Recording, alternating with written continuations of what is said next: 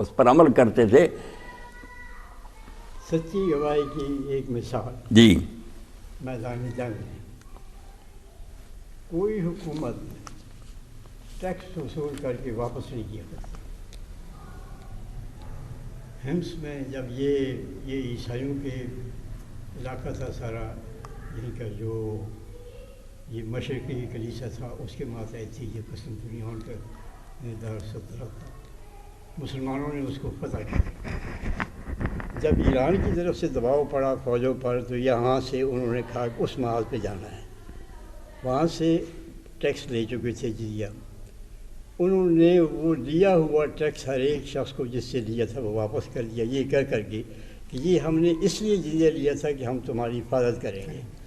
ہم تمہاری اب حفاظت کرنے کے قابل نہیں ہیں، اس لیے ہمیں یہ تمہارا ٹیکس اپنے پاس رکھنے کا کوئی حق نہیں ہے، کوئی۔ اور وہ لوگ جب جانے لگے تو وہ لوگ دعائیں مانگتے تھے، حالانکہ جو عیسائی تھے جن کے ساتھ جنگ ہوتی تھی ہم مذہب ان کے ہم مذہب تھے، لیکن دعائیں مانگتے تھے کہ یہی لوگ پھرائیں، یہ شہادت حق تھی۔ اب شہادت حق کا اثر ہوا نا کہ انہوں نے ان کے لیے دعائیں مانگی کہ وہ آئیں، وہ نہیں جو دوبارہ عیسائیوں کے قبضے میں ہم چلے جائیں اپنے مذہب لوگوں کے لیے۔ اس طرح سے جو شہادت حق ہوتی ہے نا اس کا اثر پھر یہ ہوتا ہے کہ یہ سارا علاقہ عیسائیوں کا تھا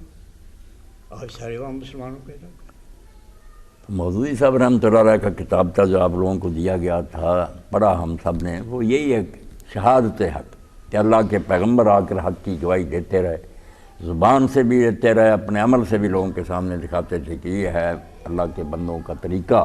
اور یہی امت کی ذمہ داری کہ مشرق مغرب میں اس نور کو پھیلائے، دنیا کے سامنے اس کو زبان سے بھی بیان کرے، عمل سے بھی اس کا مظاہرہ کرے، لوگ ان کے علاقوں میں دیکھ کر کے حکومتیں، معاشرہ، تجار، عوام دین کے رنگ میں رنگے۔ اس دور کی بھی یہ بات ہے کہ ایک جج نے فیصلہ ایک فرید کے حق میں اس لیے کر دیا کہ اس نے جب پوچھا گواہ سے کہ تم کون ہو تو انہوں نے کہا کہ میں جماعت اسلامی سے میرا تعلق ہے، اس نے کہا کہ جماعت اسلامی والے جھوٹ نہیں بولتے اس لیے میں ان کی گواہی پہ فیصلہ کرتا ہوں۔ کتنی بڑی بات، یہ تو آپ دیکھیں مسلمان ایسا ہونا چاہیے، مسلمان یہ ہے نا بات، اصل گواہی یہ ہے کہ جج فیصلہ کر دیتا ہے یہ جھوٹ نہیں بولتے۔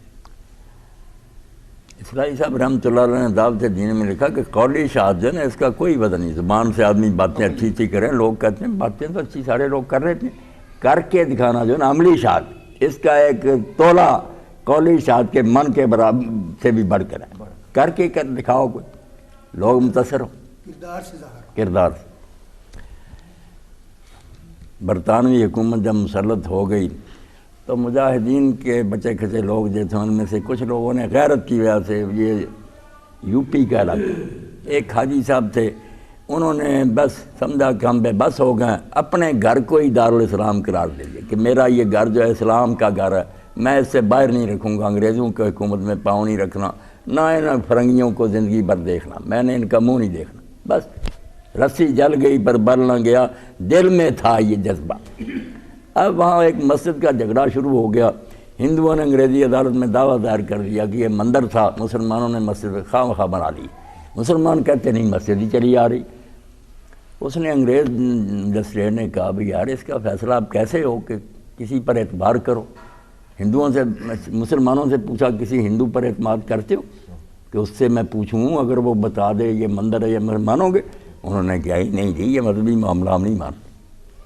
اس نے ہندوؤں سے پوچھا کہ تم کسی شخص پر بھروسہ کرتے ہو؟ عملی شہادت۔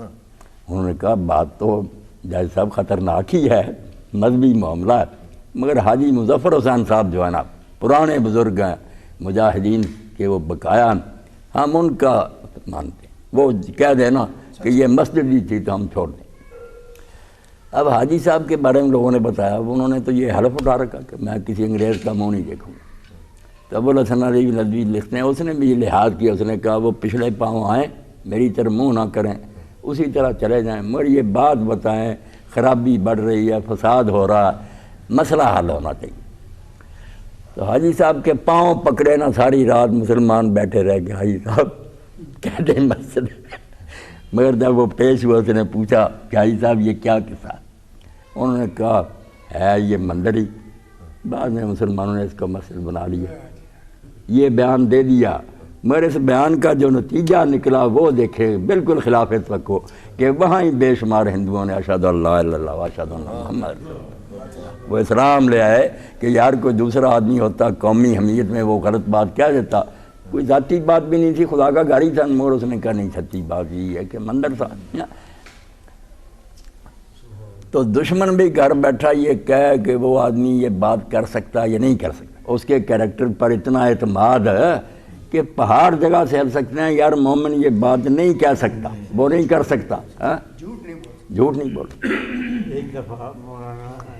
نصر اللہ خان عزیز اور شورش کاشمیری ان کی آپس میں کسی بات پر کوئی ہوگی بات، شورش نے کہا کہ مولانا مودودی جو فیصلہ دے دیں میں اس کو تسلیم کرتا ہوں۔ امیر جماعت تھے تو وہ اس کے ضلع کے امیر تھے شہر کے نصر اللہ خان عزیز، اور ان کے تو جماعت سے کوئی رسمی تعلق بھی نہیں تھا، لیکن انہوں نے کہا کہ وہ امیر جماعت سے مولانا مودودی جو ہیں جو فیصلہ کر دیں میں اس کو مان لوں۔ مولانا کے سامنے جب کیس گیا انہوں نے شورش کے حق میں فیصلہ کر۔ تو یہ جو ہے نا یہ کریکٹر ہے جو انسان کی اصل شہادت ہے، اس سے زیادہ کوئی مؤثر چیز دنیا، کوئی واعظ جو ہے، کوئی تقریر جو ہے وہ اس سے زیادہ مؤثر نہیں ہے کہ انسان ہر جگہ سچائی ہو اور اس کی سچائی پہ لوگ اعتماد کریں، جیسے کہ اب انہوں نے انگریز نے کہا کہ ٹھیک ہے، اور ہندوؤں نے کہا کہ وہ جو کہتے انہیں پتہ تھا کہ جھوٹ نہیں بولنا، وہ جانتے تھے نا کہ یہ مندر تو ہے لیکن اب گواہی دے مسلمان کون دے دے تو بھی نبوت کی صداقت پہ گواہی، مسلمان بندہ تجھے دیکھ کر ہی لوگ کہیں یار سچا تھا ان کا نبی جس کے ماننے والے ایسے ہیں۔ تو اب یہ ہے کہ ہم تمام جو دوست ہیں انہوں نے شہادت حق کو پڑھا ہے، سنا ہے، ہم اس سلسلے میں اب کیا کر سکتے ہیں جو ہمارے بس میں ہے، یہ اس کو سوچنا چاہیے، کیونکہ اس وقت جتنا فساد ہے دنیا کے اندر اتنا کبھی کسی دور میں بھی دنیا کے اندر فساد نہیں ہوا تھا، ایسے کبھی ممکن نہیں تھا کہ کسی ایک آدمی کو تلاش کرنا ہو، کروڑوں اربوں آدمی میں تو کر سکتے ہیں آج۔ اور فساد جو ہے اب یہ ہے کہ کہیں باہر نہیں ہے بلکہ اب وہ گھروں کے اندر دستک بھی نہیں دے رہا ہے بلکہ سیلاب اندر گھس گیا، بہا لے گیا۔ پہلے یہ ہوتا تھا کہ اچھا جی ہم نہیں سنیما دیکھتے ہیں، اب آپ سنیما نہیں دیکھتے، آپ کے گھر میں 24 گھنٹے سنیما ہے کہ وہ چل رہی ہے، وہ فلم چل رہی ہے، کس سے بچائیں گے، کانوں کو کیسے آباد کریں گے؟ اب بھائی صاحب اس کو کیا کہنا ہے، ٹی وی وغیرہ یہ کنجر خانہ کہنا ہے، کنجر خانے سے ہی بات بڑی، کنجریاں بھی ایسے نہیں کرتی،